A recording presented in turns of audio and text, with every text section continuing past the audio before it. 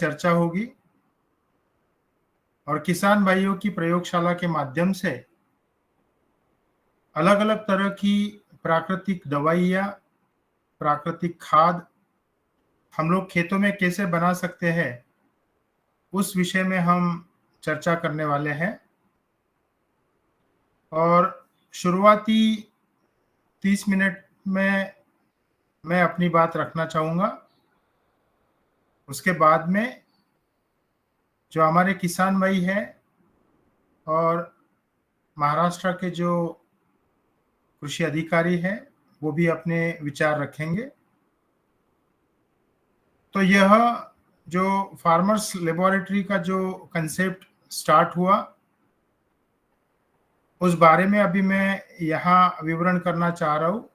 Slide दिख रहा है सबको अभी? जी, दिखाई पड़ रहा। ओके। तो यहाँ जो फार्मर्स लेबोरेटरी का जो कंसेप्ट है, उस कंसेप्ट में जो मुख्य उद्देश्य है, किसान भाइयों को अपने खुद के खेतों में ही खाद कैसे बनाना है या प्राकृतिक दवाई कैसे बनाना है, वह सिखाना है।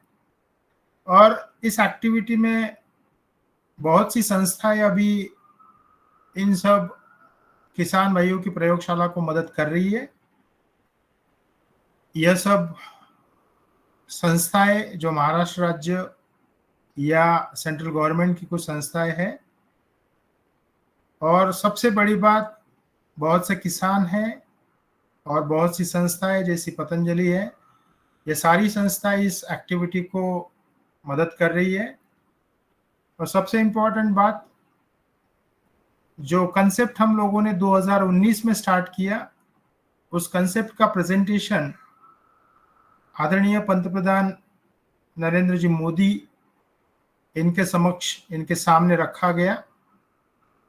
और इसी प्रयोगशाला की आज क्यों जरूरत है?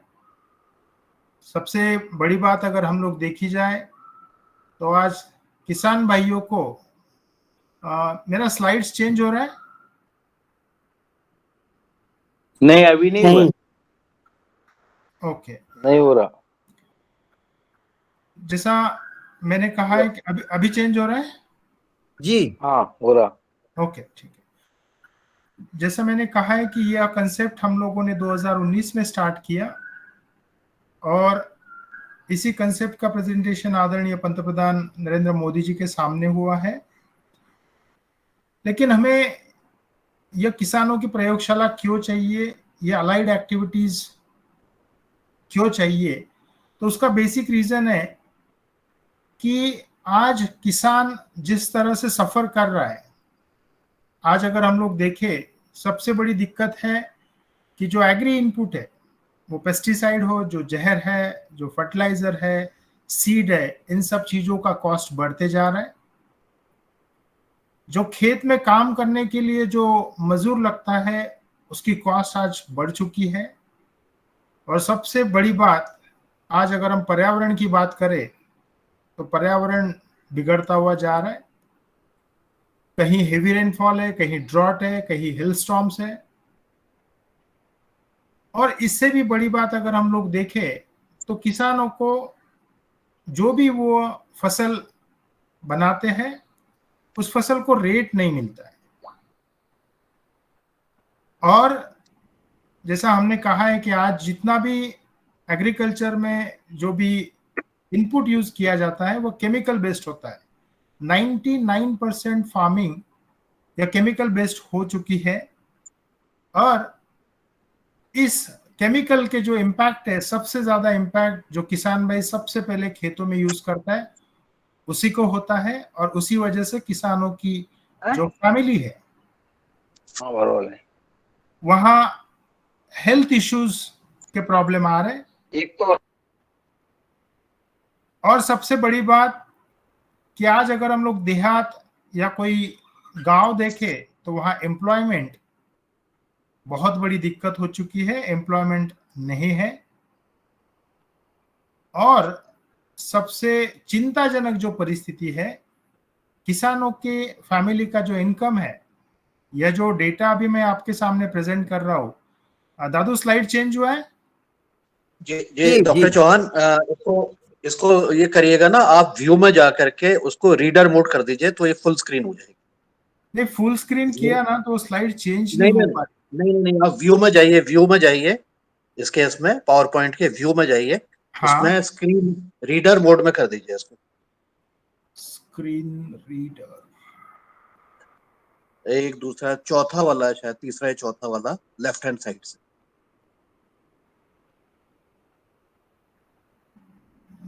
रीडर मोड को क्लिक कर दीजिए। हाँ ओके, रीडिंग व्यू, ठीक है। अभी आया? हाँ जी, अब ये आ गया, फुल स्क्रीन आ गई। अभी चेंज हो रही है? बिल्कुल बिल्कुल, अब चेंज हो गई। Okay, thank you, thank you.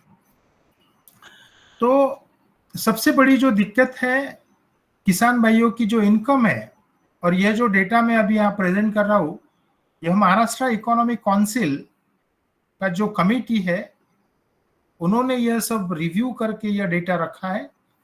और अगर यहाँ हम लोग देखते हैं तो कुछ कुछ जगह पे यह जो इनकम अभी सामने रखी गई है, यह सालाना इनकम है।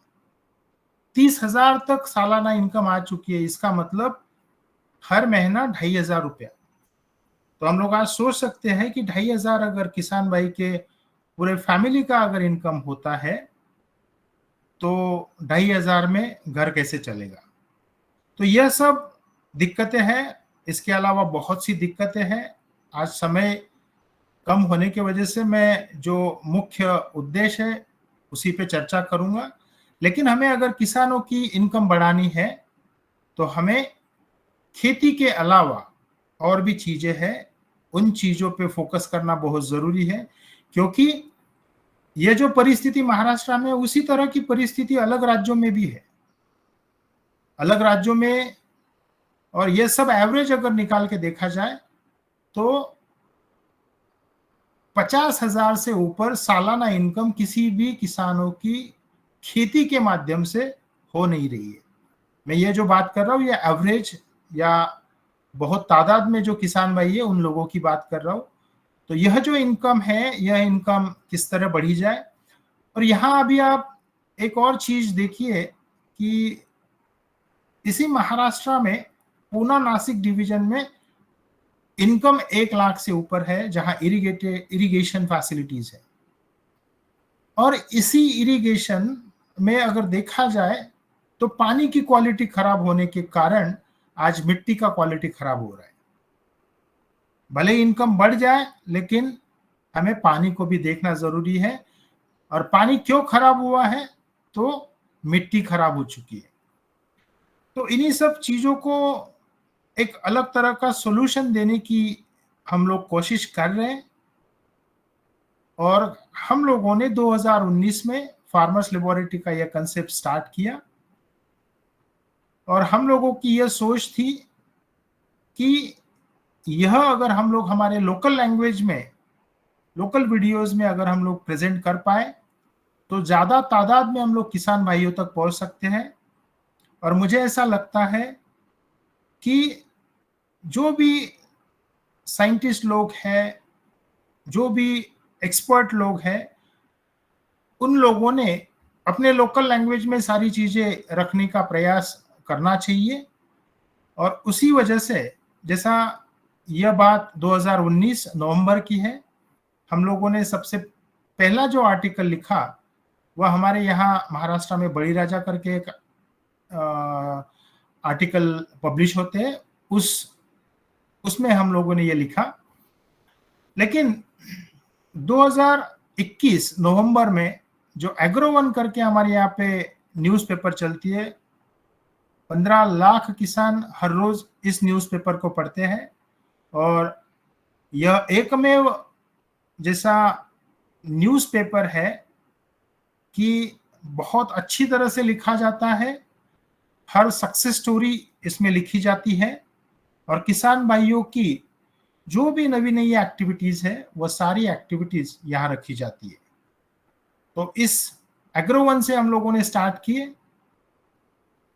2020 में हम लोगों ने खुद की जो प्रयोगशाला स्टार्ट की उसी का विवरण 2021 में किया गया, लेकिन 2022 में इसी एग्रोवन के टीम को ऐसा लगा कि इसका एक आर्टिकल सीरीज होना चाहिए, इस फार्मर्स लेबोरेटरी के अलग अलग एम्स क्या है, यह सारी चीजें सारे किसान भाइयों के सामने रखी चाहिए। और जैसा 11 आर्टिकल का जो सीरीज है, मैं उस बारे में ही अभी संक्षिप्त में विवरण दूंगा। और यह जो फर्स्ट आर्टिकल पब्लिश हुआ, उस आर्टिकल में मेनली फार्मर्स लेबोरेटरी क्या है, फार्मर्स लेबोरेटरी के एम्स क्या है, हमें किसानों की प्रयोगशाला क्यों चाहिए, हमें किसानों को क्यों सिखाना चाहिए।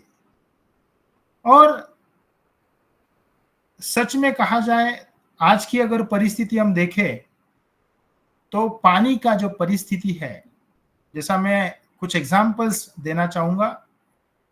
आज से 24 साल पहले गंगा नदी का पानी चेक किया गया और ऐसा कहा जाता है कि जो इरिगेशन वाटर होता है, जो पानी खेती को दिया जाता है, उस पानी में नाइट्रोजन की मात्रा 1 ppm से ऊपर ना जावे।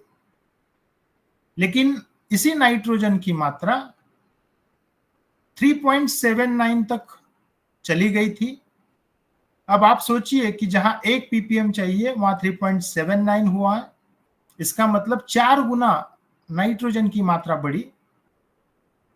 उसी तरह से इरिगेशन वाटर में हेवी मेटल बढ़ चुका है, और हेवी मेटल की जो मात्रा है, कुछ डेटा, कुछ पब्लिकेशंस ये कहते हैं कि हेवी मेटल में जो कैडमियम सबसे घातक है, उस कैडमियम की मात्रा 25 गुना बढ़ी है। उसके बाद में पानी में जो सॉल्ट लेवल है, जैसा हम लोग आज देहात में तक रिवर्स ऑस्मोसिस आरओ का पानी पिया जाता है, जिसमें सॉल्ट लेवल 100 से नीचे, 100 ppm से नीचे रखी जाती है। पर अगर हम आज की डेट में कहीं का भी ग्राउंड वाटर लेवल, मैं एवरेज जगह की बात कर रहा हूं, नॉर्मली सॉल्ट लेवल 700 से 1000 के बीच में हुआ है। लेकिन जिस खेतों में मैं काम करता था 9 सालों तक, उस खेतों के आसपास में 25 किलोमीटर का एरिया, वहां सॉल्ट लेवल 2500 ppm से ऊपर चला गया है। और यह सब जो पानी की दशा हुई है, वही पानी हम लोग आज पीते हैं। आप सोचिए कि अगर हम लोग 100 ppm का पानी हम लोग पीते हैं, पर जो गौ माता है, उस गौ माता को जो पानी दिया जाता है, वह जो इरिगेशन वाटर है, जो खेती के लिए उपलब्ध पानी है, वही पानी गौ माता को दिया जाता है। और 24 घंटे के अंदर वही पानी दूध के रूप में हम लोग कंज्यूम कर रहे हैं।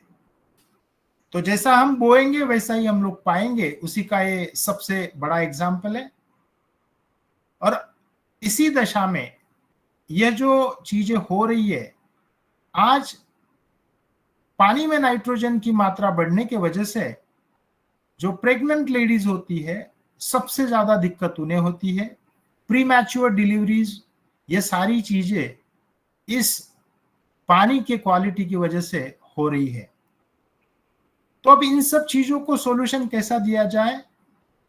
तो जो छोटा सा एक प्रयास हो रहा है कि फार्मर्स लेबोरेटरी, अब फार्मर्स लेबोरेटरी का मतलब क्या है? तो हमें किसानों को सिखाना है, हमें किसानों को जो सही है वही बताना है। और मुख्य 4 उद्देश्य लेकर हम इस प्रयोगशाला के माध्यम से चल रहे हैं। सबसे बड़ा और सबसे पहला उद्देश्य है कि किसान भाइयों को एजुकेट करना है। जो खाद वो खुद पहले बनाते थे, 1950 से पहले की बात, 1960 के पहले की बात अगर हम लोग देखी जाए, तो केमिकल फर्टिलाइजर्स के बगैर भी खेती होती थी। किसान भाई सिर्फ गाय का गोबर, गौ माता का जो गोबर है, वह यूज करके अच्छे से खेती करते थे, मिट्टी अच्छे से रहती थी, हमें अच्छी फसल मिलती थी। और आज हम लोग देखते हैं कि अभी सुबह की सेशन में हम लोग योगाहार जब चल रहा था, तो दादू जिनकी उम्र अभी 75 के पास है, 75 की उम्र में भी वो इतना इंथुजियास्टिक रहते हैं। हम जैसे इस नई पीढ़ी के सभी को लगता है कि हम लोग 70 या 75 तक जाएंगे या नहीं जाएंगे, उसकी भी गारंटी नहीं है।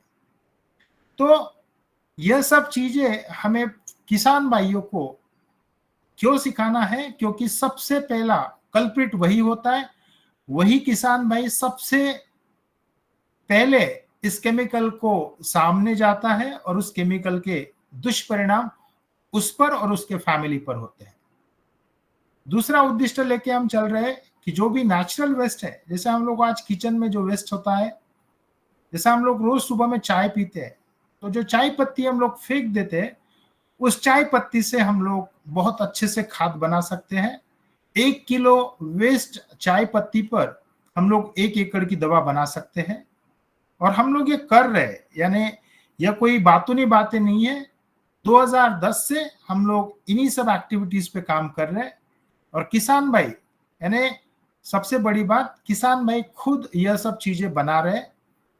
और तीसरा, जो भी खाद हम लोग बनाएंगे, जो भी हम दवाई हम लोग बनाएंगे, उसका टेस्टिंग हमें हमारे खुद के खेतों में ही करना है। और सबसे इंपॉर्टेंट और लास्ट जो एम है वह है एम्प्लॉयमेंट जनरेशन। जैसा हम लोग आज देखते हैं, एम्प्लॉयमेंट की वजह से ही पूना और बॉम्बे जैसी सिटी जो महाराष्ट्र में है, आज वहां रहने के लिए जगह नहीं रही है। और यह सब दिक्कतें बहुत अलग अलग तरह की दिक्कतें क्रिएट करती है। इसका अगर डिसेंट्रलाइजेशन किया जाए, एम्प्लॉयमेंट अगर हम लोगों को गांव में ही जनरेट हम लोग कर पाते हैं, तो ये सारी प्रॉब्लम्स कम हो सकती है। और इसी फार्म लैब के माध्यम से यह एम्प्लॉयमेंट जनरेशन का एक प्रयास हो रहा है। इसमें जो सेकंड आर्टिकल पब्लिश हुआ आर्टिकल सीरीज में, हमें अगर प्रयोगशाला शुरू करना है, तो प्रयोगशाला शुरू करने को हमें रॉ मटेरियल लगता है। तो किसान भाइयों के घरों में ही कुछ रॉ मटेरियल होता है, जैसे मैंने कहा है कि वेस्ट चाय पत्ती है, या सादा हम लोग जो ज्वार और बाजरे का आटा है, चावल का आटा है, उस 1 किलो आटे से हम लोग अच्छे से खाद बना लेते हैं और 1 एकड़ की खाद बनती है। बहुत से किसानों के पास में गौ माता होती है, उस गौशाला के माध्यम से भी हम लोग अच्छी तरह से दवा बना सकते हैं। जैसा गाय से हमको जो दूध मिलता है, दूध से जो दही मिलता है, उस दही या छाछ से हम लोग अच्छे से दवा बना सकते हैं। और 75 से 80% जो रॉ मटेरियल है, वह रॉ मटेरियल किसान भाई के घर में, गांव में या खेत में ही उपलब्ध होता है।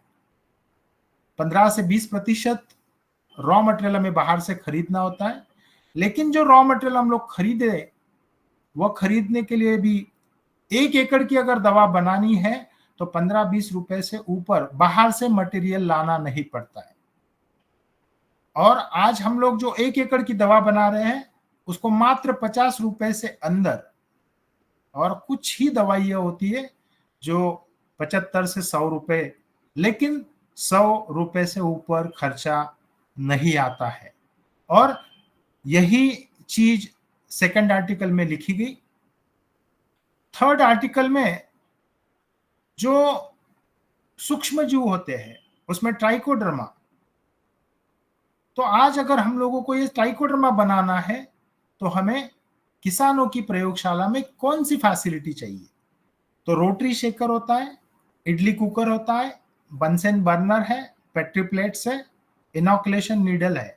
अभी ये नाम दिखने को बहुत बड़े बड़े नाम दिखते हैं, लेकिन हम लोग सिंपल सा जो इडली कुकर घर में होता है, इस इडली कुकर का वापर करके हम लोग बहुत अच्छी खाद बना लेते हैं। मशीन की भी जरूरत पड़ती नहीं है। अगर हमारे पास 2 या 5 एकड़ खेती होवे, तो 10 एकड़ खेती तक हमें कुछ मशीनरी की भी जरूरत नहीं पड़ती। सिंपल इडली कुकर होवे तो हम लोग अच्छे से खाद बना लेते हैं। और बाकी जो मैं बंसन बर्नर की बात कर रहा हूँ, ये 700-800 रुपए में आती है। पेट्री प्लेट 20 रुपए में, 25 रुपए में, इंक्लूडिंग जीएसटी ट्रांसपोर्ट ये आ जाती है। तो आप सोच सकते हो कि कितनी कम लागत में हम लोग यह प्रयोगशाला शुरू कर सकते हैं। उसके बाद के आर्टिकल में, जो आर्टिकल नंबर 4 है, उसमें इसी सूक्ष्मजीव ट्राइकोडर्मा की पूरी विधि दी है कि किस तरह से आप इस चित्र में देख सकते हो कि किस तरह से हम लोग यह ट्राइकोडर्मा बनाते हैं, यह सूक्ष्मजीव बनाते हैं। और किसान भाई, सबसे बड़ी बात जो चित्र यहाँ दिखाया गया है वह किसान भाइयों ने बनाया हुआ ट्राइकोडर्मा है। आज 100 किसान ऐसे हैं जो साइंटिफिकली यह ट्राइकोडर्मा अपनी खुद की प्रयोगशाला में बना सकते हैं। 2500 ऐसे किसान हैं वह ट्राइकोडर्मा मल्टीप्लाई कर सकते हैं। प्रोडक्शन और मल्टीप्लिकेशन यह 2 फेज होती है। मल्टीप्लिकेशन का मतलब हम लोग जो घर में दही लाते हैं, मान लो 1 किलो दही से हम लोग 50 किलो दही बना सकते हैं, उसी तरह ट्राइकोडर्मा का मल्टीप्लिकेशन भी हो सकता है। आज 2500 किसान कम से कम ट्राइकोडर्मा अच्छे से बना सकते हैं, और 5000 ऐसे किसान हैं जो दही में का जो लैक्टोबैसिलस है उसका यूज करके अलग अलग तरह की खाद बनाना सीख चुके हैं। उसके बाद की जो आर्टिकल थी, जो सूक्ष्मजीव है ट्राइकोडर्मा, आज किसान भाइयों को यह चीज पता है कि ट्राइकोडर्मा एक बायोफंगिसाइड है, लेकिन इसी ट्राइकोडर्मा के बहुत अलग अलग एप्लीकेशन है। यह बहुत अच्छा बायो इंसेक्टिसाइड है, बायो बैक्टीरिसाइड है, यह बहुत अच्छा प्लांट की ग्रोथ करता है। और सबसे बड़ी जो दिक्कत आज अलग अलग क्रॉप सिस्टम में आ रही है निमैटोड्स की, यह निमैटोड को भी कंट्रोल करता है, यह अच्छे से फॉस्फेट सोल्यूबलाइजेशन करता है, और यह सबसे बड़ा फैक्टर है। और इसी वजह से ट्राइकोडर्मा का बहुत ज्यादा डिमांड होता है, क्योंकि आज जो मिट्टी, जैसा हम लोग यहाँ पे जो नांगरनी कहते हैं हमारे मराठी में, वह नांगरनी हम लोग 2 बैलों के माध्यम से करते थे, लेकिन आज 55 से 60 HP का ट्रैक्टर लगने लग गया है। और उसका रीजन यह फॉस्फोरस है जो हम लोगों ने इतने सालों से दिया है। और सबसे इंपॉर्टेंट बात, इस फॉस्फेट का अपटेक यह ट्राइकोडर्मा अच्छे से बढ़ाता है। यह पेस्टिसाइड डिग्रेडर करके बहुत अच्छा काम करता है। और सबसे इंपॉर्टेंट, वेस्ट डिकम्पोजिशन। आज हम लोग जो भी वेस्ट क्रिएट करते हैं, हमारे किचन में हुए, हमारे फार्म में हुए, हमारे डेयरी या गौशाला में हुए, उस सब वेस्ट का कन्वर्शन खाद में करने की ताकत इस सूक्ष्मजीव में है। और यह सब चीजें यहाँ रखने की जरूरत इसलिए है कि अगर एक छोटा सा सूक्ष्मजीव इतने अलग अलग एक्टिविटीज अगर करता है, तो गौ माता के गोबर के माध्यम से, गौ माता के स्पेसिफिकली अगर गोबर की बात की जाए तो गौ माता के गोबर में बहुत सूक्ष्मजीव है। अगर एक ट्राइकोडर्मा इतना काम करता है तो गाय का गोबर कितना काम करेगा, हम लोग इस पे से एक अंदाजा लगा सकते हैं। तो मुझे ऐसा लगता है कि इन सूक्ष्मजीव और इन सूक्ष्मजीवों का जो अर्क होता है, इन सब चीजों पे हम लोग अगर चर्चा की जाए तो सालों लग जाए, लेकिन हम एक विषय भी खत्म नहीं कर पाते। आज अगर जो भी बंदे पीएचडी करते हैं, सिंपल बायोफंगिसाइड पे अगर पीएचडी करना है, तो जैसा मेरे खुद के ही लैब में, जहां मैं नेशनल केमिकल लेबोरेटरी में पढ़ा हूं, तो एक पर्टिकुलर लैब में एक टॉपिक पर 4 से 5 पीएचडीज कंप्लीट हुई है। हम लोग सोच सकते हैं कि यह कितना बड़ा विश्व है। उसके बाद में जो आर्टिकल नंबर 6 था, उसमें गौ माता का महत्व रखा गया। गौ माता से जो गोबर मिलता है, जो गोमूत्र मिलता है, जो दूध मिलता है, और उसी गाय के गोबर से, गोमूत्र से, दूध से हम लोग अलग अलग तरह की दवाइयां बनाते हैं। हमारे यहाँ अहमदनगर जिला में राहुल भाऊ रसाल है, उन्होंने इस गौ माता की खाद से अंगूर की खेती जो नॉर्मली 10 साल तक चलती है महाराष्ट्र में, वो 25 साल तक उनका खेत अच्छी तरह से उन लोगों ने डेवलप किया। उसी तरह जैसा मैंने गौ माता का एक एग्जाम्पल दिया कि गौ माता महत्व की है, उसी तरह जो भी जानवर है, प्रकृति ने जिसको निर्मित किया है, जैसा भैंस है, तो भैंस का भी खेती के लिए कैसा इंपॉर्टेंस है, हमारी बकरी है उसका कैसा इंपॉर्टेंस है, जो पंछी होते हैं, जो केचुआ है अर्थवर्म है, इन सब चीजों के जो भी वेस्ट है, जैसा काउ डंग है, बफेलो डंग है, बर्ड का ड्रॉपिंग्स है, या अर्थवर्म का जो ड्रॉपिंग्स है, इन सब में किस तरह के सूक्ष्म जीवाणु होते हैं, किस तरह के मेटाबोलाइट्स वो जनरेट करते हैं, यहां तक कि अगर हम लोग गाय, गोमाता या भैंस को अच्छी तरह का खाद अगर हम लोग दे, अच्छी तरह का खाना देवे, तो हमें अच्छे तरह के अमाइनो एसिड गाय के गोबर में मिलते हैं, भैंस के गोबर में मिलते हैं। और यही चीज हम लोगों को, किसान भाइयों को सिखाना जरूरी है। और यहाँ पूना में दादा साहेब पराड़ करके जो किसान हैं, जैसा मैंने पहले अंगूर का एग्जाम्पल दिया, आज 20 साल हो गए, 20 क्रॉप दादा पराड़ ने अपने अनार के लिए है, और आज 10 से 12 साल भी अनार की खेती अच्छे से लोग कर नहीं पा रहे। उसके बाद जैसा मैंने गोमाता का महत्व बताया, सूक्ष्म जीव का महत्व बताया, समुंदर का महत्व, जो समुंदर में जो वनस्पति आती है जिसको हम लोग सीवीड कहते हैं, उस सीवीड से बहुत अच्छे ग्रैनुलर फर्टिलाइजर्स हम लोग बना सकते हैं। और इस ग्रैनुलर फर्टिलाइजर बनाने के लिए हम लोग जो रोजाना जो हम लोग साबूदाना खाते हैं, जो चावल हम लोग यूज करते हैं, इनका यूज करके हम ग्रैनुलर फर्टिलाइजर्स बना सकते हैं। उसके बाद जो अलग अलग तरह के जो ऑयल है, जैसा नीम है, करंज है, दालचीनी है, लवंग है, इन सब ऑयल का यूज करके मिट्टी में जो चीजें, जैसा पोटेशियम ह्यूमेट जो हम लोग को मिट्टी में से एक पत्थर के माध्यम से मिलता है, या समुंदर से जो सीवीड एक्सट्रैक्ट मिलता है, इन सब चीजों का यूज करके बहुत अच्छे, जैसा कीटनाशक, फंगिसाइड, नेमेटिसाइड हम लोग बना सकते हैं। और आज की डेट में अगर हम लोग देखा जाए तो जो भी वेस्ट फार्म में जनरेट होता है, फार्म रेसिड्यूज है, उसका भी कन्वर्शन हम लोग जो बायोगैस है, अर्थवर्म टेक्नोलॉजी है, इनके माध्यम से अच्छे से खाद बना रहे। यहाँ हम लोगों के जो प्रमुख किसान जो दीपक जी है, दीपक जी पिछले 8 सालों से उनके घर में बायोगैस है। जो भी गाय का गोमाता का जो गोबर है वह उस बायोगैस से निकाला जाता है, और जो गैस जनरेट होती है उनके किचन में यूज होती है। पिछले 8 सालों से उन्होंने उनके घर में गैस सिलेंडर खरीदा नहीं है। और बायोगैस से जो स्लरी निकलता है, उस स्लरी का यूज उनकी जो हल्दी होती है उस क्रॉप के लिए वो यूज करते हैं।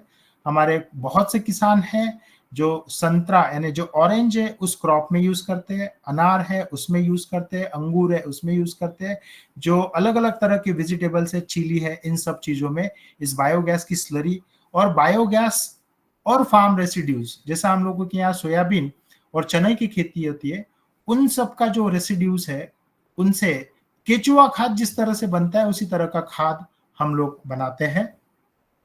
और सबसे इंपॉर्टेंट जो मैंने बात की कि हमें देहात में, हमारे गांव में ही किसान भाइयों के लिए एम्प्लॉयमेंट जनरेट करना बहुत जरूरी है।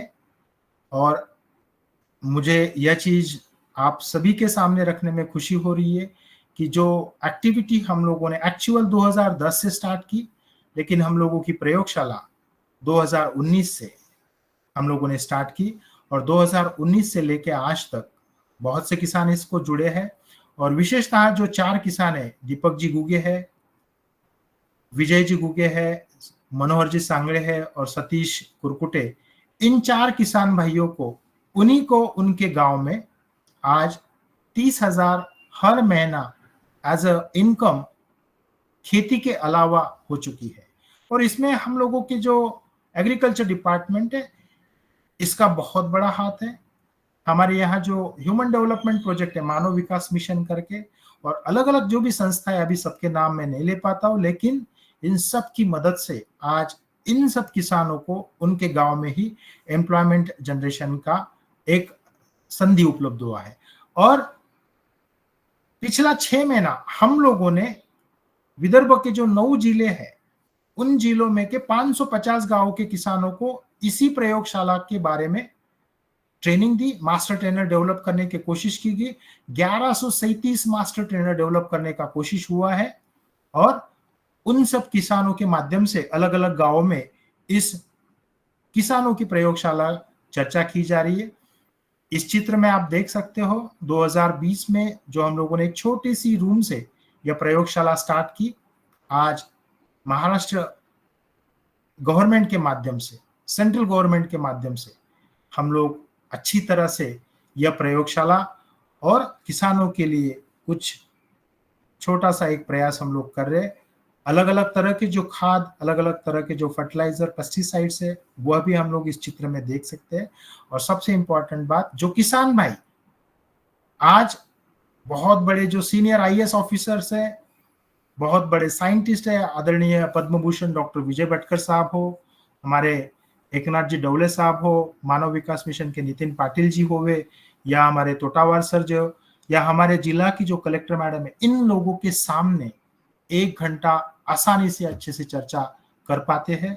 मुझे ऐसा लगता है किसान भाइयों को हम लोग अगर सिखाए तो यह चीज अच्छे से बन सकती है।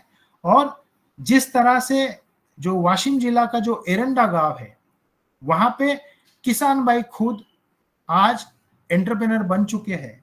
उन्होंने शुरुआती दौर में किसानों का गठ किया, उसके बाद उन्होंने आज उनकी खुद की कंपनी एस्टैब्लिश की। और इन फार्मर्स लेबोरेटरी के जो एडवांटेजेस, जो बेनिफिट्स है, उसकी अगर बात किया जाए तो पेस्टिसाइड और फर्टिलाइजर का यूज ये 80 to 85% कम हुआ है। जो पेस्टिसाइड का कॉस्ट था वह भी ऑलमोस्ट 90% तक कुछ केसेस में कम हुआ है। और जैसा मैंने कहा है कि हम लोग खेती का जो वेस्ट है, गौशाला का जो वेस्ट है, किचन का वेस्ट हम लोग यूज कर रहे हैं फर्टिलाइजर कन्वर्शन के लिए, वह फर्टिलाइजर्स मिट्टी में जाने की वजह से मिट्टी सुधार रही है। और सबसे इंपॉर्टेंट बात, जो खेतों में काम करने वाले हमारे किसान भाई है, उनकी हेल्थ, और सबसे इंपॉर्टेंट जो कंज्यूमर्स है, जिनको हम लोग यह खेती में से जो भी हमारा वेजिटेबल बनता है, जो हम लोग रोजाना खाते हैं, वह हमें सेफ फूड मिलने में मदद हो रही है। और इम्पॉर्टेंट बात कि आज फामला बेरंडा की जो टीम है, उन किसान भाइयों को हर महीना 30,000 रुपया, और सबसे इंपॉर्टेंट कि हम लोगों ने जो लास्ट 3 साल का जो हम लोगों का एक टर्नओवर है, पहला साल 6.59, सेकेंड ईयर 23.19 और लास्ट ईयर 53.87 लाख का किसान भाइयों ने किया हुआ यह टर्नओवर है। और मुझे ऐसा लगता है कि यही सक्सेस स्टोरी अगर हर जगह रिपीट की जाए तो यह चीज हर देहात में, हर गांव में हो सकती है। आज यही किसान भाई, दीपक जी होवे, विजय जी होवे, वैभव जी होवे, और हमारे पतंजलि के जो गजानन जी बाजड़ है, आप इस चित्र में देख सकते हो कि उनकी जो कन्या है, जो बीएससी आई थिंक अभी 3rd ईयर में है, और हमारे यहाँ जो पंजाबराव देशमुख कृषि विद्यापीठ, उसके वाइस चांसलर वहां उनके घर आए थे। हमारे यहाँ के सारे सीनियर आईएएस ऑफिसर, यानी षणमुख राजन साहब जो कलेक्टर थे, अभी की जो भुवनेश्वरी मैडम जो कलेक्टर है, हमारे जो भी कृषि के जो अधिकारी है, सारे लोग आके, और आज वह जो कन्या है वह बहुत अच्छी तरह से अपने पापा को हेल्प करती है, खाद बनाती है। और उसी तरह जैसा दीपक जी काम करते हैं, उसी तरह वैभव जी आज अलग अलग तरह की प्रयोगशाला संभाल रहे। हमारे विट्ठल करके एक है, वो बहुत अच्छे से। तो ये सारी चीजें बहुत किसानों के लिए फायदेमंद है। और इसी कंसेप्ट का प्रेजेंटेशन स्टेट गवर्नमेंट या सेंट्रल गवर्नमेंट की जो अथॉरिटीज है, उन सभी के सामने आदरणीय केंद्रीय कृषि मंत्री, उनके जो मुख्य सचिव है आदरणीय मनोज जी आहूजा, उनके समक्ष यह प्रेजेंटेशन हुआ है। उसके बाद हमारे यहाँ महाराष्ट्र स्टेट में जो एग्रीकल्चर यूनिवर्सिटी के वाइस चांसलर है, जो एक स्टेट का कमिटी है, एग्रीकल्चर बेस्ड कमिटी है, उस कमिटी के सामने यह प्रेजेंटेशन हुआ। उन्नत भारत अभियान की जो कमिटी है, उसके सामने यह प्रेजेंट हुआ है। और अलग अलग माध्यम से हम लोग यह प्रेजेंट करने का कोशिश कर रहे हैं। किसानों को अपने ही चीजें जो वह खुद कर रहे हैं, नेचुरल फार्मिंग की जो अलग अलग मीट होती है, किसानों की जो अलग अलग मीटिंग्स होती है, कॉन्फ्रेंस होती है, उसके माध्यम से भी यह चीजें रखी जा रही है। और इसी प्रयोगशाला का रूपांतर अभी 105 प्रयोगशाला हो चुकी है। और वही सब चीजें देख के महाराष्ट्र गवर्नमेंट और सेंट्रल गवर्नमेंट ने कुछ डिसीजंस लिए। 1800 फार्मर प्रोड्यूसर ऑर्गेनाइजेशंस में यह प्रयोगशाला अगले 5 सालों में करनी है, और इसी वजह से जो मास्टर ट्रेनर हम लोग डेवलप कर रहे हैं, तो आज यह मुझे ऐसा लगता है एक अलग सा माध्यम किसान भाइयों के लिए हो सकता है। और यही चीजें हमने आदरणीय केंद्रीय कृषि मंत्री तत्कालीन तोमर जी, आदरणीय गुजरात के राज्यपाल आचार्य देवव्रत जी, हमारे यहाँ के मुख्यमंत्री Eknath ji Shinde, deputy chief minister Devendra ji Fadnavis साहब, और जो अलग अलग जो स्टेट और सेंट्रल मिनिस्टर्स हैं, रामदास जी आठवले हुए, प्रताप जी यादव है, हमारे अभी के जो कृषि मंत्री है धनंजय मुंडे, हमारे बच्चू भाऊ कडू, या इससे पहले जो अब्दुल जी सत्तार जो हमारे कृषि मंत्री थे, इन सभी के सामने यह कंसेप्ट रखा गया और इन सभी ने बहुत अच्छे से मदद की है। और जो 1800 प्रयोगशाला का जो निर्णय हुआ है वह होने का कारण भी इन सब लोगों की मदद है। और जो भी डिग्निटरीज है, जो भी साइंटिस्ट है, आदरणीय पद्म भूषण डॉक्टर विजय भटकर साहब हो, डॉक्टर मुकुंद देशपांडे जिन्होंने मुझे यह कंसेप्ट सिखाया है, डॉक्टर प्रोफेसर वाडेगांवकर है, और बहुत से आयुष मंत्रालय के प्रोफेसर सत्यलक्ष्मी मैडम हुए, और हमारे जिला के जो कलेक्टर साहब षणमुगराजन साहब होंगे, अभी की भुवनेश्वरी मैडम है, या तोटावार सर जी है, ये सारी लोगों की मदद हमें मिली। और अभी के भी जो आरिफ शाह सर होंगे या हमारी अनिशा मैडम है, इन सभी लोगों की हमें बहुत अच्छे से हेल्प हो रही है और हम लोग आगे बढ़ने की कोशिश कर रही है। लेकिन अगर किसानों को हमें एंटरप्रेन्योर बनाना है तो फार्मिंग के अलावा फार्मिंग अलाइड एक्टिविटीज को भी फुल टाइम जॉब करके करना जरूरी है। और यह फुल टाइम जिस तरह से हर कोई अपना अपना काम करता है, उसी तरह से हमें काम करना है, तो ही हम लोग विथ बिजनेस ओरिएंटेशन फार्मर को, किसानों को एक एंटरप्रेन्योर हम लोग बना सकते हैं। धन्यवाद जी ओम, बहुत सुंदर प्रेजेंटेशन सर आपके द्वारा। आपने अपने जो उद्देश्य है वो स्पष्ट किए और आप किस तरह से काम कर रहे हैं और किसानों के बीच पहुंचे हैं और किसानों का किस तरह से आप लाभ पहुंचा रहे हैं, उनका भला हो रहा है, उनके स्वास्थ्य के संबंध में, अर्थ के संबंध में, इन सब बातों पर आपने चर्चा की। इस चर्चा में हमारे जो महाराष्ट्र के किसान भाई हैं जो स्वयं कर रहे हैं, आदरणीय दीपक जी यदि यहाँ पर हैं तो वो अपने अनुभव थोड़े कम शब्दों में यहाँ पर प्रस्तुत करें, जिसमें जो नए किसान हमारे जुड़े हुए इसमें वो अपने आप को थोड़ा से सरलता से महसूस कर सकें। आदरणीय हैंड रेज है पवन सर का, तो मैं उनको आमंत्रित करता हूं कि वो भी आए और अपनी बात कहें। आदरणीय पवन सर जी। जी धन्यवाद रमेश चंद्र मेहरा जी, और आज के बहुत ही सारगर्भित प्रस्तुतिकरण के लिए आपका, संतोष जी का बहुत अभिनंदन। इसी तरह से जो कार्य आप कर रहे हैं इसका और ज्यादा विस्तारीकरण हो, उसमें बहुत सारे लोग इसका उपयोग करें और उनकी जो समस्याएं हैं उसका समाधान हो सके, और साथ ही अपनी समस्या का समाधान करते करते वो इस प्रकृति की भी जो समस्या है, जो उसका भार हमने उसको दे रखा है, उसको भी वो समाधान की तरफ बढ़े। यही शुभकामनाएं हैं। मैंने एंड्रेज इसलिए किया और मैंने बीच में इसलिए आया क्योंकि मुझे लगा कि आज की जो हमें चर्चा करनी है या जो थोड़ी सी बातचीत हमें करनी चाहिए वो ये है कि आज शाम से वो प्रतिदिन एक संकल्प लिया है कि प्रत्येक शनिवार को 8 से 9 बजे के बीच में हम जो चर्चा करेंगे, और आज का जो सत्र है, आज का जो दिन है वो प्रथम दिवस है इस तरह से आपकी चर्चा का। तो उसका एक ढांचा क्या है, उसके बारे में क्या सोचा गया है, वो 52 दिन की बात हो रही थी कि हम 1 साल तक इसको करेंगे, प्रत्येक सप्ताह इसको करेंगे। तो इसकी इसकी जो सीक्वेंस ऑफ हमारी डिस्कशंस हैं वो क्या क्या रहेंगी, उसमें किस प्रकार से क्या क्या टॉपिक्स लेंगे, और हम किसानों के साथ मिलके उनको किन किन चीजों पर हम चर्चा करेंगे, इसके ढांचे के ऊपर थोड़ी सी अगर बातचीत हो जाती है तो यही मेरा अनुरोध था कि उसके बारे में स्पष्टता हो जाए तो क्योंकि ये जो आज की जो सत्र है, जो बैनर बना हुआ है, वो कई जगह पर लोगों तक पहुंच रहा है, सोशल मीडिया के माध्यम से, व्हाट्सएप के माध्यम से। और मेरा भी अनुरोध है कि यह है कि अगर बहुत सारे लोग हो जाते हैं तो हमारे जो लिंक है उसमें करीब 100 लोग ही जुड़ पाते हैं, ये जो लिंक है हमारा। तो इस विषय पर भी हम बातचीत कर लेंगे। आज का अनुभव, शाम का अनुभव को देख लेते हैं, उसको समझ लेते हैं, लेकिन उस सत्र में हम क्या करेंगे और कौन कौन किस किस को बुला रहे हैं वक्तव्य देने के लिए, तो मुझे लगता है कि उस चीज पर अपना थोड़ा सा प्रकाश डालेंगे रमेशन मेहरा जी, आप और संतोष जी और शरद वर्मा जी। आप लोग जरा इसके बारे में भी, आपकी प्लानिंग क्या है, क्योंकि ये प्लानिंग नीचे से निकल के आई है, आप लोगों की प्लानिंग है।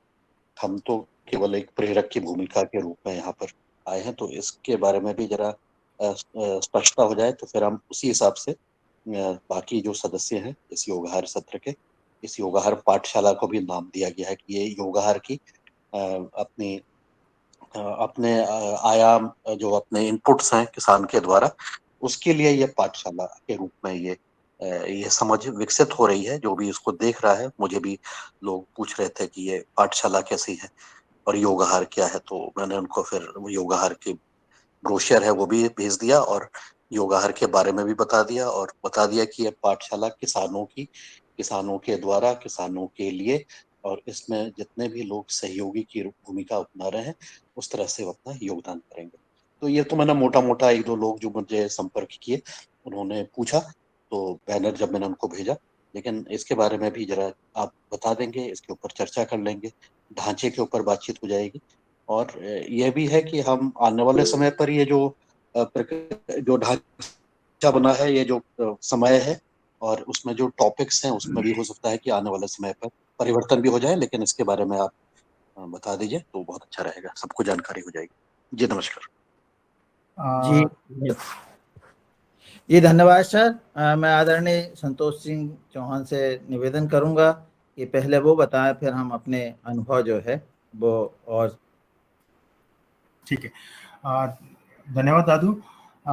एक्चुअली ये जो हम लोग एक लेक्चर सीरीज लेना चाह रहे हैं, जैसा हम लोग पिछले 2 सालों से 1 जुलाई 2022 से हम लोग महाराष्ट्र में हमारी जो लोकल लैंग्वेज है उसमें यह सीरीज कर रहे हैं, और जैसे जैसे प्रॉब्लम्स आते हैं उस तरह से टॉपिक भी बदलते हैं।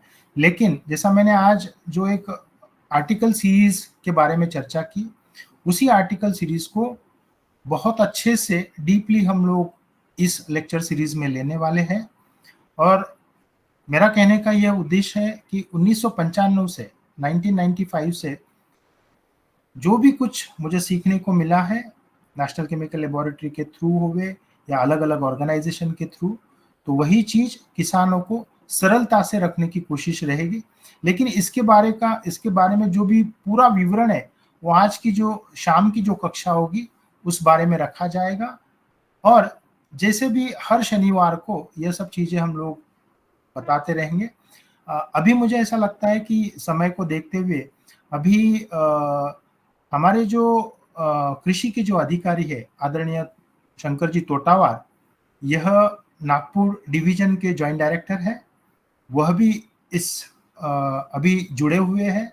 तो मुझे ऐसा लगता है कि सर पहले बात करेंगे, उसके बाद में जो किसान है, जैसा मनोहर जी सांगड़े जो अभी वाशिम एरंडा का जो ट्रेनिंग सेंटर जो गवर्नमेंट के माध्यम से हुआ है, वह ट्रेनिंग सेंटर वह दिखाएंगे। और उसके बाद में वैभव जी जो यवतमाल की प्रयोगशाला संभाल रहे हैं, उसके बाद में विकास जी सावरकर करके अमरावती से हैं, और हमारी नीलिमा ताई जो वर्धा अभी यानी 1 महीना ही मुझे ऐसा लगता है हुआ है, तो वह भी अपनी चीजें रखेंगे। धन्यवाद।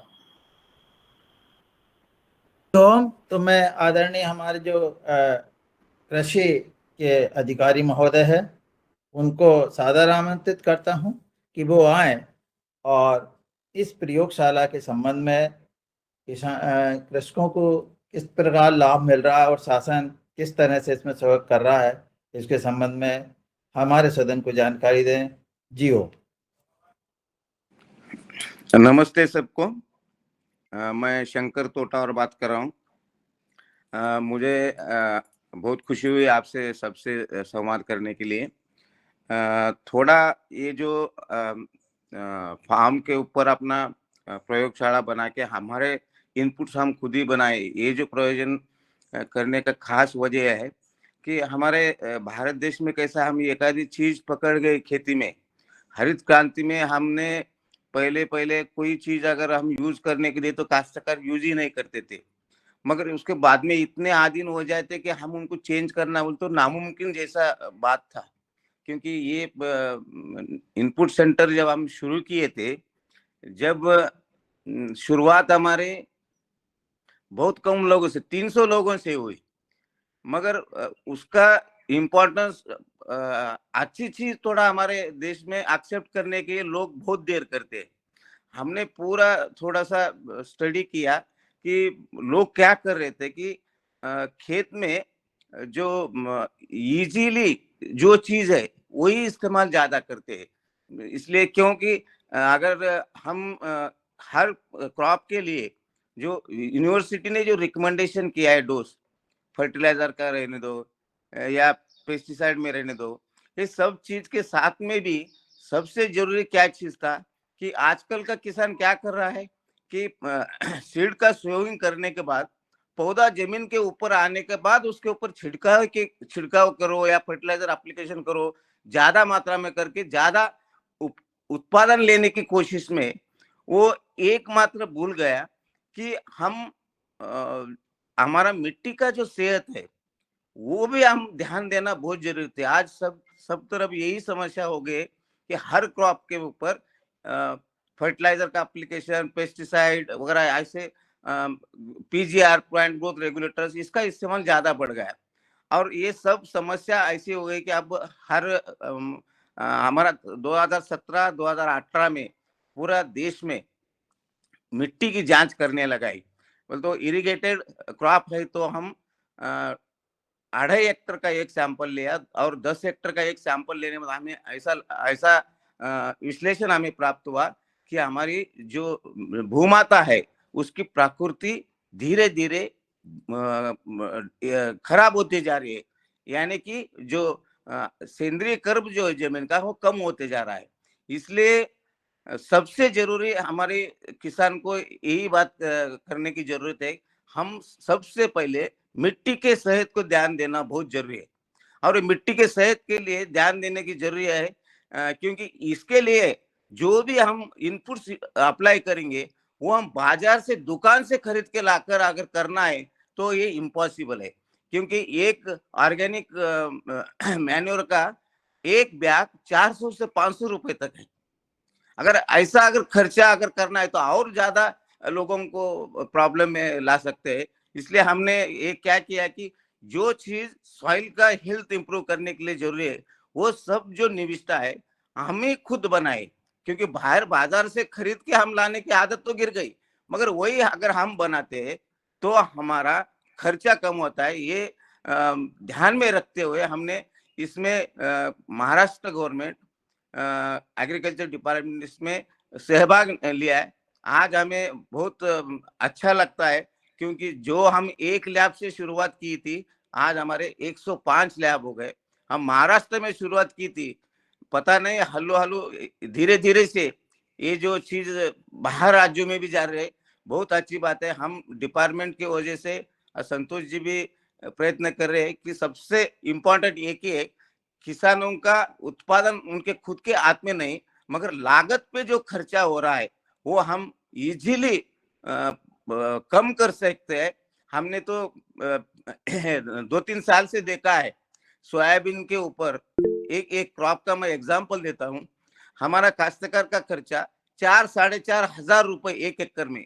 अब तक अगर एवरेज में हम निकालते हैं तो कम से कम 18-19 हजार रुपए एक एकड़ में खर्चा होता था। तो ये खर्चा कम करके उत्पादन उससे ही ज्यादा आ रहा है। मगर पहले साल थोड़ा हल्लो हल्लो इम्प्रूव जैसे जैसे होता है, क्योंकि कुछ ऑर्गेनिक में थोड़ा सा कोई चेंजेस हम हल्लो हल्लो ला रहे हैं। मगर अभी हमारे काश्तकार को भरोसा, तो उनको ये हो गया है, तसल्ली हो गई कि हम इससे लागत कम अगर करते हैं तो हमारा नेट प्रॉफिट जो है वो बढ़ रहा है। तो अभी इसके बाद में भी मैं भी हर संडे को जो हमारे महाराष्ट्र में हम काश्तकार के लिए जो भी 1 घंटे का 2 घंटे का जो हम वीडियो कॉन्फ्रेंसिंग करते हैं, तो आपके साथ मैं भी जुड़ा रहूंगा। कोई प्रॉब्लम है तो मैं मेरे डिपार्टमेंट की वजह से या गवर्नमेंट ऑफ महाराष्ट्र की वजह से मैं आपकी समस्या जो है वो समस्या मैं सुलझाने की कोशिश करूंगा। धन्यवाद। जी ओम, बहुत बहुत धन्यवाद सर। आपने जो हमें हमारे सदन को आश्वासन दिया है कि आप जुड़ करके राज्य स्तर, जिले स्तर और राष्ट्रीय स्तर की जो समस्या है उनके उन पर हमें सहयोग करेंगे। अब मैं आदरणीय दीपक जी को आमंत्रित करता हूं कि वो किसान होने के नाते अपने अनुभव सुनाए। आदरणीय दीपक जी।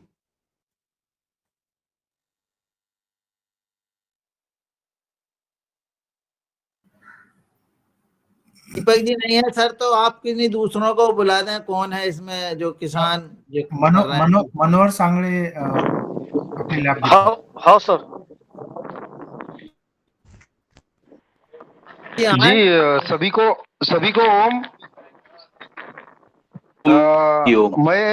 मैं ट्रेनिंग सेंटर पे नहीं हूँ, मनोहर जी है ट्रेनिंग सेंटर पे, मैं थोड़ा बाहर हूँ, इसलिए मनोहर जी बात करेंगे।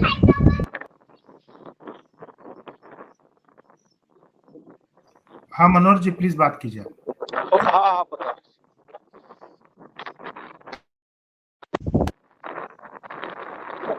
बताइए, आपका अनुभव बताइए।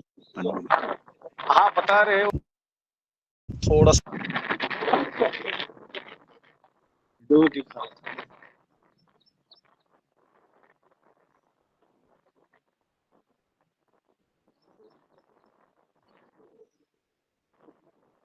नहीं आ रही सर। हाँ जी। ये जो हमारी नमस्कार सभी को जी ओम। मैं मनोज जी सांगळे। ये हमारे किसान भाइयों का जो चौहान सर ने बताया आपको, ये ट्रेनिंग सेंटर जैसे प्रशिक्षण केंद्र गवर्नमेंट के माध्यम से हमको ये मिला है। सीधा करें, सीधा ही करें जैसे पहले था वैसे ही। हाँ ठीक है, ठीक। हाँ ठीक है सर। ये जो हॉल दिख रहा है जो किसानों के लिए जो प्रशिक्षण रहता है, ये उसके लिए रहता है।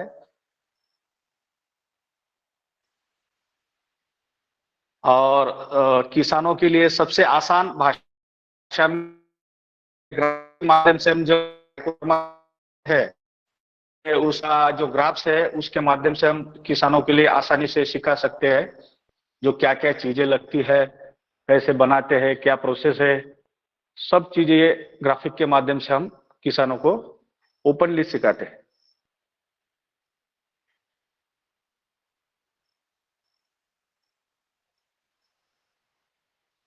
जैसे कि ये अपनी प्रयोगशाला है, ये दिखाने का एक ही पर्पस है कि जैसे लैब में किसानों के लिए लगता क्या क्या है। जैसे ये शेखर मशीन है, आवाज आ रही है सभी को?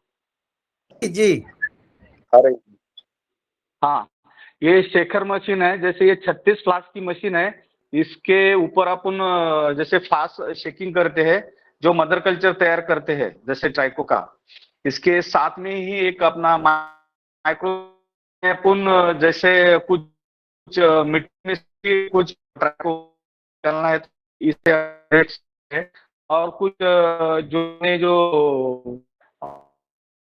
ये छोटा शेकर है, ये 9 फ्लास्क का, और ये बड़ा वाला है। तो ये सारी चीजें प्रयोगशाला में रहती है, हम यूज करते हैं।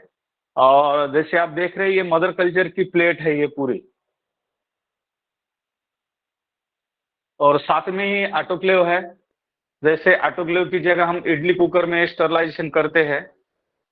और ये हमारी छोटी सी एक प्रयोगशाला आपको दिखाने का प्रयास कर रहे हैं। जैसे पानी का एक फिल्टर प्लांट अपना, और ये मदर कल्चर है अपने बहुत सारे।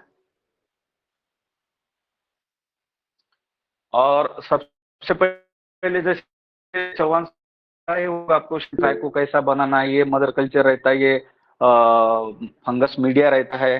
जैसे ये सब चीजें अपन यहाँ बना कि जैसे ग्रेन्यूल्स बताया होगा सर ने, ग्रैन्यूल्स के माध्यम से हम किसानों के लिए खाद बनाते हैं और कम खर्चे की खाद हम अपने ये प्रयोगशाला में बना सकते हैं। ये हो गई चावल के साथ में, ये हो गई अपनी, जैसे सर ने बताया है आपको कि साबूदाना के ऊपर भी अपन खाद बना सकते हैं। ये हम ग्रैन्यूल्स बोलते हैं इसको, जैसे किसानों के लिए बहुत सी फसलों में ये डालते हैं और मार्केट रेट से बहुत कम खर्चे में ये अपन अपने प्रयोगशाला में बना सकते हैं। और ये गोबर की खाद से अपन ये ग्रैन्यूल्स बोलते हैं, ये भी बना सकते हैं, जैसे वैभव जी हमारे यवतमाल में बनाते हैं। और ये यहाँ पे हम इनोकुलेशन जैसे मदर कल्चर मल्टीप्लाई करने का प्रयास करते हैं।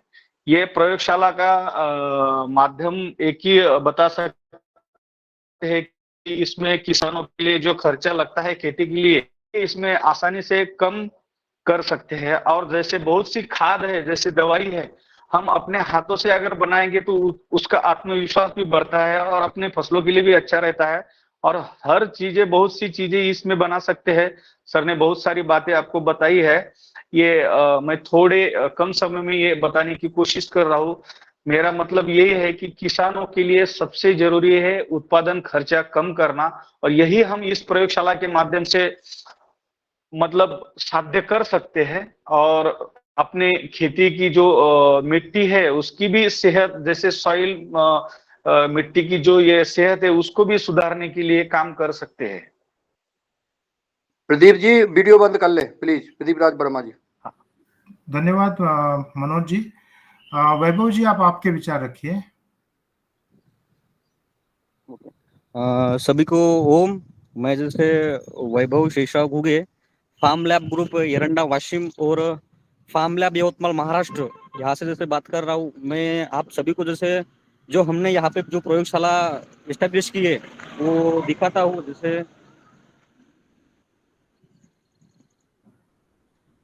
ये जो आपको प्रयोगशाला दिख रही है, एक्चुअली ये प्रयोगशाला जय किसान ग्रुप एरंडा वाशिम और आदरणीय डॉक्टर संतोष जी चौहान सर और हमारे जो गवर्नमेंट के अधिकारी है शंकर जी टोटावर सर, इनके माध्यम से जैसे हमने ये यहाँ पे प्रयोगशाला जैसे चालू की है। ये प्रयोगशाला के माध्यम से हम हमारे जो लैब है इसके अंदर जो ट्राइकोडर्मा है वो ट्राइकोडर्मा का मल्टीप्लिकेशन करते हैं। तो वो आपको मैं थोड़ी सी चीजें जैसे दिखाता हूँ कि किस किस माध्यम का उपयोग करके हम यहाँ पे ट्राइकोडर्मा मल्टीप्लाई करते हैं। जैसे सबसे जो इम्पोर्टेंट पार्ट है इसके अंदर, जैसे कि बाबा कुछ मीडिया लगते हैं, तो इन जो आपको दिख रहे होंगे, जैसे यहाँ पे ये मीडिया है, तो ये मीडिया का उपयोग करके उसके बाद में ये जो मदर कल्चर की प्लेट दिख रही है आपको, ये मदर कल्चर का प्लेट के उपयोग करके उसके बाद में ये जो आपको यहाँ पे ऑटोक्लेव जो दिख रहा है, एक्चुअली जो हमारे संतोष जी सर है उन्होंने जो ऑटोक्लेव के लिए जो किसानों को जो खर्चा आता है, तो अगर ये ऑटोक्लेव अपन लेने के लिए जाए तो कम से कम 30 से 40 हजार रुपए में जैसे अपने को मिलता है, तो वो खर्चा कैसे कम करे, इसलिए हमारे डॉक्टर संतोष जी चौहान सर ने जैसे बाबा ये जो इडली कुकर है, तो ये इडली कुकर का उपयोग करने के लिए जैसे हमको बताया है। और ये इडली कुकर हम मार्केट में से 200-2,500 हजार रुपए तक ला सकते हैं। और इसमें भी जो अपना ऑटोक्लेव जो काम करता है वही काम अपने इडली कुकर में होता है। और ये इडली कुकर के माध्यम से हम स्टीम स्टरलाइजेशन करते हैं।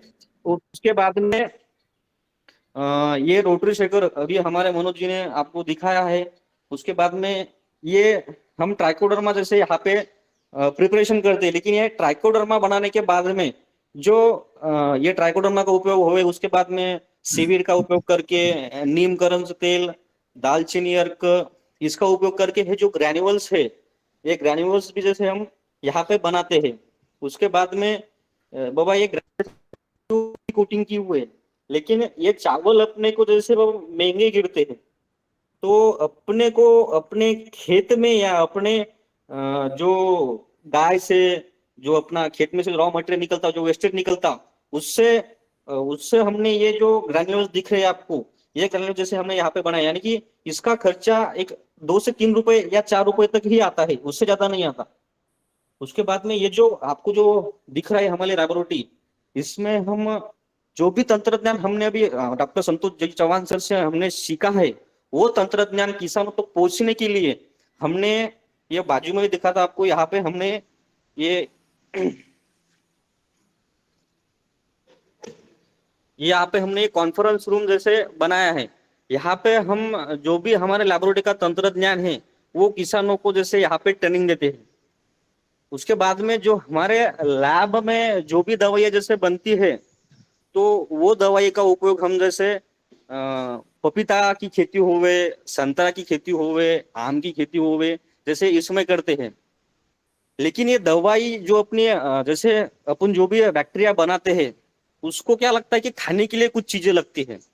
तो मैं आपको एक चीज दिखाना चाहता हूँ कि जैसे हमारा यहाँ पे गाय गोठा है तो उसमें जा रहा मैं तो दिखाना चाहता हूँ मैं आपको गाय गोठा हमारा कि जो जो भी अपन जीवाणु बनाते हैं जैसे उसके लिए खाने के लिए जैसे ऑर्गेनिक कार्बन लगता है और वो अपने को ऑर्गेनिक कार्बन जो अपनी गाय है, जो गाय का गोबर निकलता है, गोमूत्र निकलता है, उससे अपने जमीन के अंदर जो भी बैक्टीरिया खाने के लिए बैक्टीरियल मीडिया लगता है जैसे खाने के लिए, वो अपने गोबर के माध्यम से अपने बैक्टीरिया को मिलता है और उससे अपनी जमीन जो है, एक तो जमीन भी अच्छी बनती है और अपने जीवाणु भी अच्छी तरीके से मल्टीप्लाई होते हैं। तो मैं अभी हमारे गाय गोठे में जैसे आया हूँ तो मैं आपको हमारा भी गाय गोठा दिखाता हूँ, फिर इसके बाद में गोबर गैस भी आपको भी दिखाना चाहता हूँ। जैसे ये हमारा यहाँ पे गाय गोठा है और ये हमारे गाय गोठे में हमने पूरी गिर नस्ल की गिर गाय जैसे यहाँ पे हमने लाई है। तो ये जो नस्ल है एक्चुअली ये भावनगर जो है, भावनगर की पूरी जैसे नस्ल है। तो हमारा जो मेन पर्पज है कि बाबा किसानों का जो खर्चा है उसको तो कम करना ही है, लेकिन उसके बाद में हम यहाँ पे ब्रीड मल्टीप्लिकेशन यानी कि किसानों के पास में अच्छी गाय, देसी गाय किसानों के पास में जाए, वैसा हमारा ये यहाँ पे कंसेप्ट है। और उसके बाद में ये जो आपको गाय हमारे दिख रही है, जैसे यहाँ पे दूध की गाय है, उधर हम जैसे प्रेग्नेंट गाय रखते हैं वो बाजू में।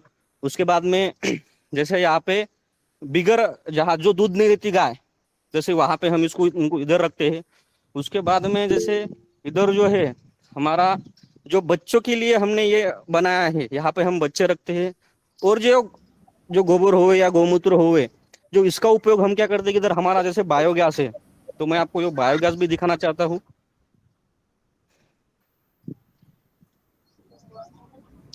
जैसे हमारा ये बायोगैस है, इधर से जो भी वेस्टेज हमारा ये नाली के माध्यम से इस टैंक में आता है, फिर यहाँ पे हम वो गोबर गैस में जैसे डालते हैं। हमारा यहाँ पे 3 घन मीटर का गोबर गैस है। उसके बाद में यहाँ से वो जो गोबर गैस, हम पूरा एक सेशन एक दिन रखने वाले हैं। Okay okay. विकास भाऊ सावरकर, आप 1 मिनट में आपकी बात रखें और उसके बाद में हमारी नीलिमा ताई, तो अगले 2 या 3 मिनट में आप दोनों को सारी चीजें बताना है। धन्यवाद। सभी को जीएम और सभी को सुप्रभात। मेरा नाम विकास श्री कृष्ण सावरकर, मुक्काम Saur, Shri agro farm lab और जिला अमरावती। मैं पिछले 5 साल से नैसर्गिक प्राकृतिक खेती पे काम कर रहा हूँ और इसी साल जैविक खेती करने के लिए जो मुझे कंसेप्ट चाहिए, जो निविष्ठा चाहिए, उसके लिए मुझे महाराष्ट्र शासन कृषि विभाग और एरेंडा की तरफ से जो फार्म लैब मुझे प्रोवाइड किया गया है, उसके जरिए मैं प्राकृतिक खेती में किसानों को कम से कम खर्चे में किस तरह से उनके घर पे ही 45% तक की जो निविष्ठाएं बनाई जा सकती है उसका मार्गदर्शन करता हूं।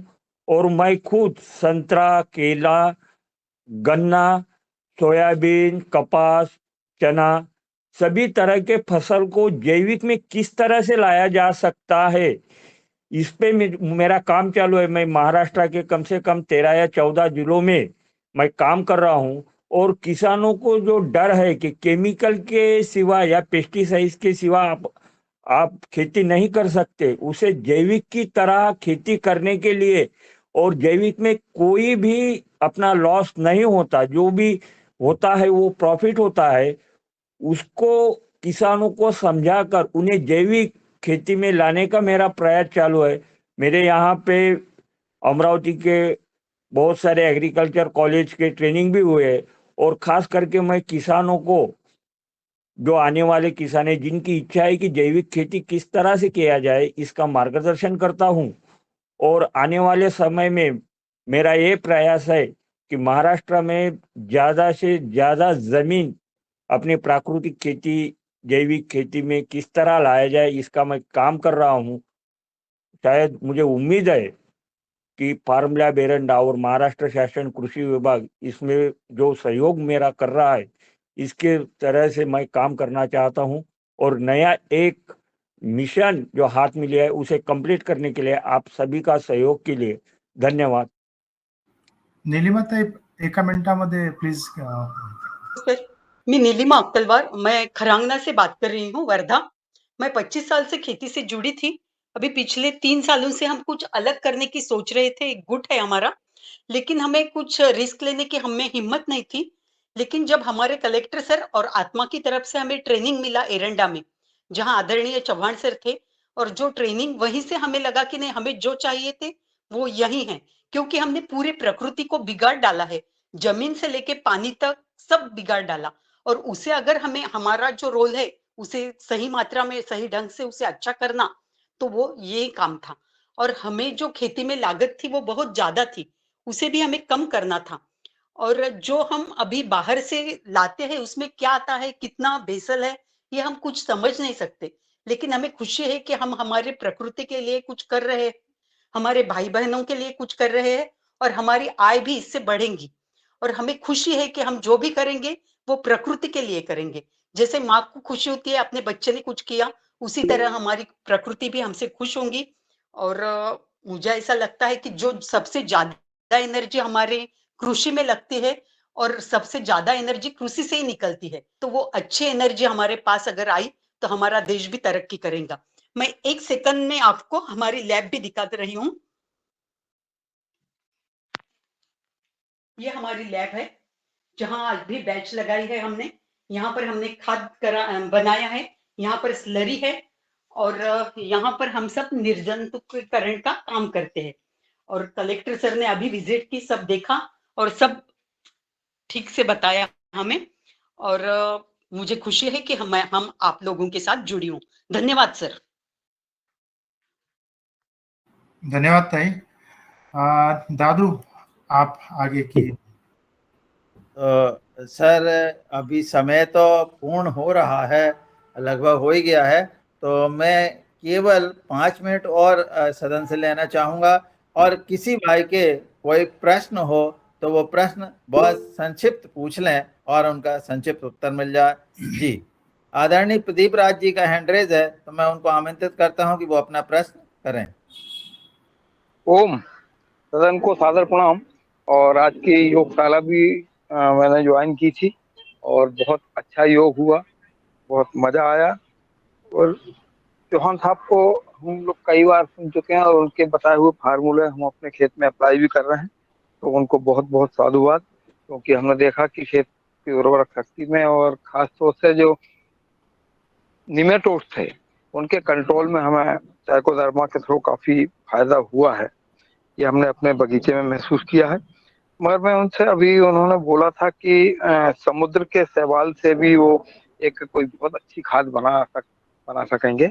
उसी संबंध में मेरा एक क्वेश्चन था कि हमारे नर्मदा नदी है और बहुत सी छोटे छोटी नदियां हैं जिनमें जलकुंभी नाम की एक चीज जो है, और अजोला की तरह एक वनस्पति बहुत तेजी से फैलती है और जल स्रोत को खराब भी कर दे रही है। वो उनको एकत्रित करके क्या हम किसी तरह बहुत अच्छी खाद बना सकते हैं? उस पर कोई काम हुआ है क्या?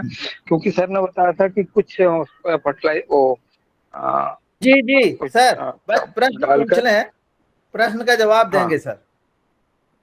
तो वो अजोला जैसी कोई चीज पे मतलब कोई विशेष खाद बनाई जा सकती है क्या किसी विधि से?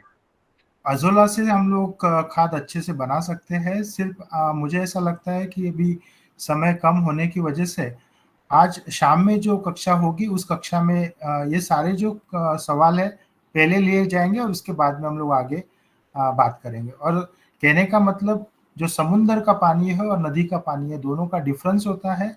जो समुंदर के पानी में जो वनस्पति हमें मिलती है उसी से बहुत अच्छी खाद बनती है, लेकिन नदी का जो पानी है उस पानी के बारे में थोड़ा हम लोग शाम के चर्चा सत्र में इस बारे में चर्चा करेंगे। हाँ, नदी जी का ओम। पानी है सर। जी जी ओम, बहुत बहुत धन्यवाद। मैं आखिरी जो अंतिम जो है वो आदरणीय पवन सर से और 2 मिनट बात करना चाह रहे हैं कि वो अपने दे दें प्रतिक्रिया, फिर हम अपनी कक्षा का समापन करें आभार के बाद। आदरणीय पवन सर जी। जी बहुत बहुत धन्यवाद। सर आवाज नहीं आ रही, एक आवाज नहीं। जो जी अब आवाज आ रही है? हेलो, जी अब जी आवाज आ रही है? अच्छा जी जी धन्यवाद। बहुत बहुत सुंदर वार्ता आज की। सबकी कुछ प्रश्न भी आगे हैं, जिज्ञासाएं भी हैं। मुझे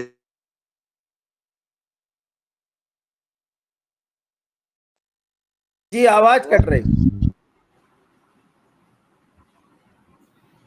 12 महीने का या जितने समय के लिए आपने प्लान किया है सेशंस का एक ढांचा जरूर बता दीजिएगा, क्योंकि बहुत सारे लोग हो सकता है पहली बार जुड़ेंगे और उनके जो प्रश्न हैं उसकी प्रश्नावली के लिए भी एक निश्चित वीक आप कह सकते हैं, और बाकी तो लेक्चर और प्रश्नों का आदान प्रदान होगा ही, लेकिन क्या क्या टॉपिक होंगे उसके लिए मेरा रिक्वेस्ट रहेगा डॉक्टर चौहान से कि उसको भी वो जैसा उन्होंने बताया भी है वैसे कि जो उनकी स्टेप बाय स्टेप सारी चीजें हैं उसको वो बताएंगे। तो ये जो लोग नए जुड़ रहे हैं और बिल्कुल ही नए हैं इस विषय के लिए उनके लिए सीक्वेंस क्या रहेगा, क्योंकि जो लोग पहले से प्रैक्टिस कर रहे हैं उनके तो अनुभव सुने जा सकते हैं और उनके उनके उनसे प्रश्नावली और आदान प्रदान हो सकता है, लेकिन जो लोग पहली बार जुड़ेंगे तो उनके लिए चरणबद्ध तरीके से क्या होगा इसके बारे में पहले दिन ही उद्घाटन जब होता है, क्योंकि आज उद्घाटन होने वाला है, उसके बारे में बता देंगे। तो पहले दिन से जो जो लोग जुड़ेंगे उनकी जिज्ञासा बनी रहेगी और वो अपने आप को इसी तरह से ढाल भी लेंगे कि हम आप ये डिसाइड कर सकते हैं मोटा मोटा पहले मंथ में हम इस चीज पर बातचीत करेंगे, सेकंड मंथ पर इस चीज में बातचीत करेंगे, और उसके बाद जब जो लोग नियमित रूप से जुड़ते हैं तो फिर उनके फिर प्रश्नों को तो फिर साथ मिलकर किया जा सकता है। तो मेरा बस केवल ये है, और बाकी आज की जो चर्चा है, आज का जो उद्घाटन सत्र है, एक नई तरह की कड़ी की शुरुआत हो रही है, उसके लिए आप सबको बहुत शुभकामनाएं। जी धन्यवाद सर।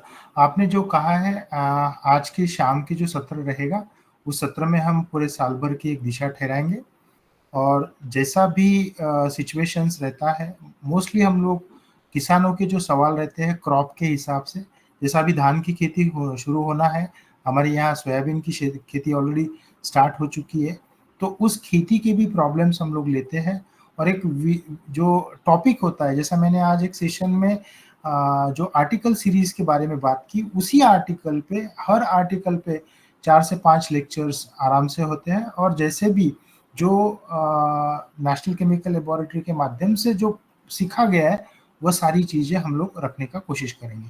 उसका एक प्रॉपर एक लेक्चर का जो विथ टॉपिक जो है वह चीजें हम लोग प्रेजेंट करेंगे और आगे बढ़ेंगे। जी सर, बहुत बहुत धन्यवाद। अब समय हमारा हो रहा है और आज हम शाम को मैं योगाहार के सभी सदस्यों से निवेदन करता हूं कि आज शाम को हमारी 8 बजे से ये कक्षा होगी। योगाहार का जो है वो बैनर भी बन गया है और इस तरह से योगाहार पाठशाला का बैनर बना हुआ है।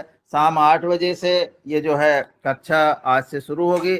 आज पूरी इस कक्षा में हम जो है साल भर में या जो भी हम अपने कार्यक्रम को निर्धारित करेंगे वो सारी जानकारी दे दी जाएगी। और नए किसान मतलब हमारा ये है कि जो भी हमारे साथी जुड़ जाएं, वो यदि प्रथम दिन से जुड़ते हैं और वो ज़्यादा अच्छी तरह से किसी बात को समझ पाएंगे। अन्यथा क्या होगा कि जो बात बीच में जुड़ाएंगे वो छूटते जाएंगे या फिर हमको बार बार वही चीज़ दोहराना पड़ेगा, तो वो जो पहले से जुड़े हुए लोगों को वो अच्छा नहीं लगेगा, बस उनका रिवीजन होगा। तो हम ये चाहते हैं कि जो भी जुड़ना चाहते हैं, जो हमारे साथी, हम आपस में चर्चा कर लें, उन्हें अभी आज की कक्षा की बात बता दें और जो जुड़ना चाहें उन्हें हम जोड़ लें। बस इतना ही मेरा है। और ये आज संतोष सर का बहुत बहुत धन्यवाद, और सबसे बड़ा तो हमारे योगाहार का धन्यवाद है, पवन सर का धन्यवाद है, जिसके माध्यम से हम सब लोग इससे जुड़े।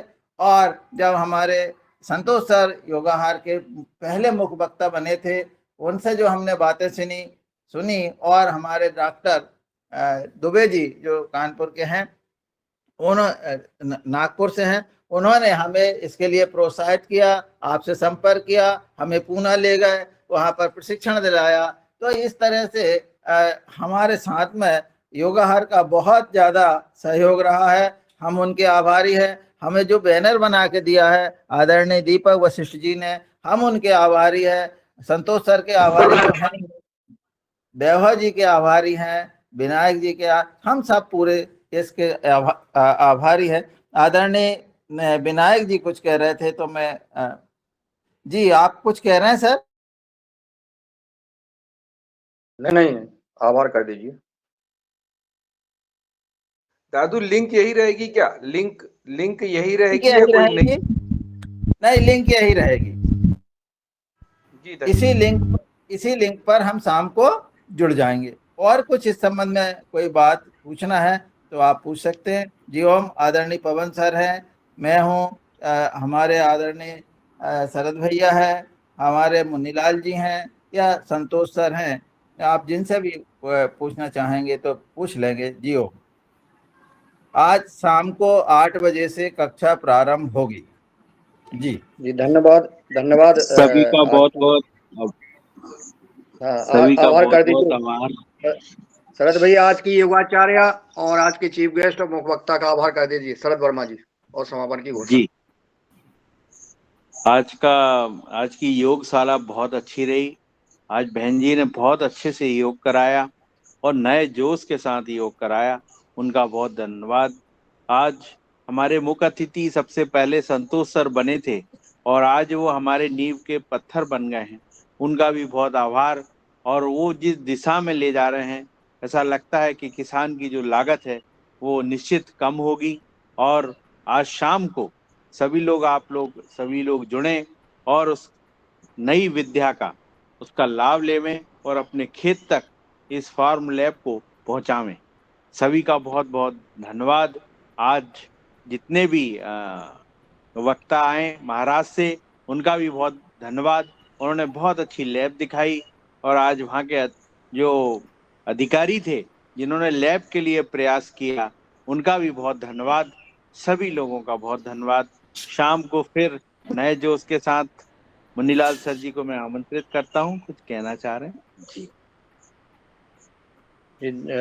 धन्यवाद। और हम सब लोग आज उपस्थित रहेंगे शाम को रात को 8 बजे, और ये नई शुरुआत जो करने जा रहे हैं, जो रासायनिक खाद का जो है, जो हम बदले में हम जो ट्राइकोडर्मा बवेरिया बैसियाना स्वयं किसान बनाएंगे, ऐसा महत्वपूर्ण विषय पे आज रात को हम किसान भाई सीखेंगे। सब लोग जुड़ें और अपने समाज को जोड़ें, अपने मित्रों को जोड़ें, क्योंकि ये बहुत महत्वपूर्ण कार्य आज शुरू करने वाले हैं।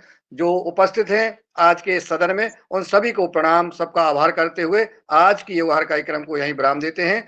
रात को आज शाम को मिलते हैं 8 बजे अपने मित्रों के साथ, किसान भाइयों के साथ। सब लोग एक दूसरे को यही लिंक भेज दें और सबको आमंत्रित करें, कॉल करके उनको जोड़ें, क्योंकि यह समाज हित में बड़ा पुण्य का कार्य होगा। सबको प्रणाम। ओम। सभी को ओम ओम। जी ओम। जी ओम। ओम। जी ओम। सभी को ओम। बहुत बहुत हार्दिक हुए। जी ओम सर, प्रणाम।